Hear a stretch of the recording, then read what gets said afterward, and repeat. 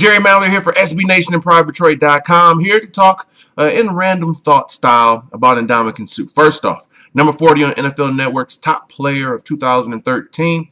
I just don't think that there are 39 players better than Suh, whether that be in the tenure of his career or even last year, but that's for another story. We're here to talk about his contract, and on Private Trade's main site, there's a prediction about how much he'll get.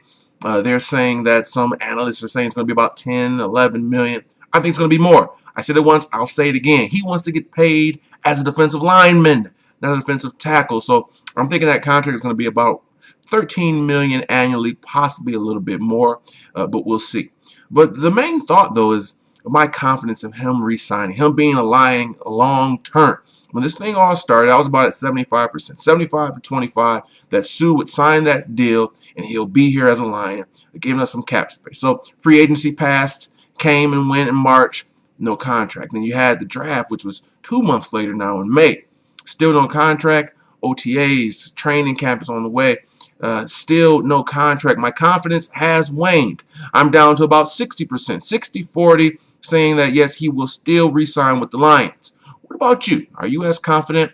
For some references, we have two other big-time players. They signed big contract extensions.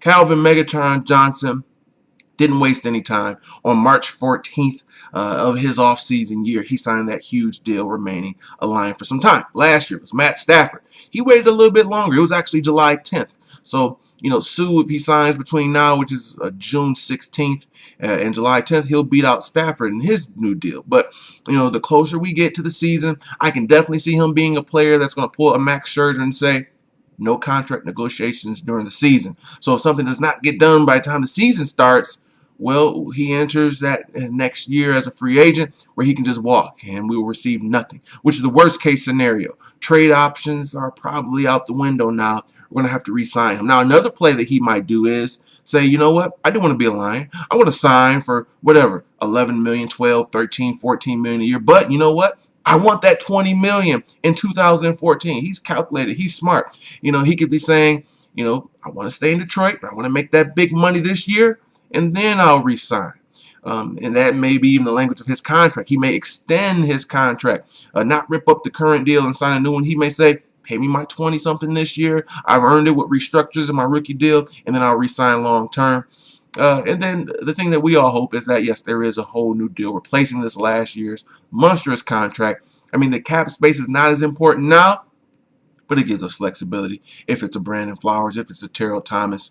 My question to you is, how confident are you that Suh's going to be a Detroit Lion come 2015 and beyond? I'm still at 60-40, so that means I am more confident he will resign, but my confidence has waned.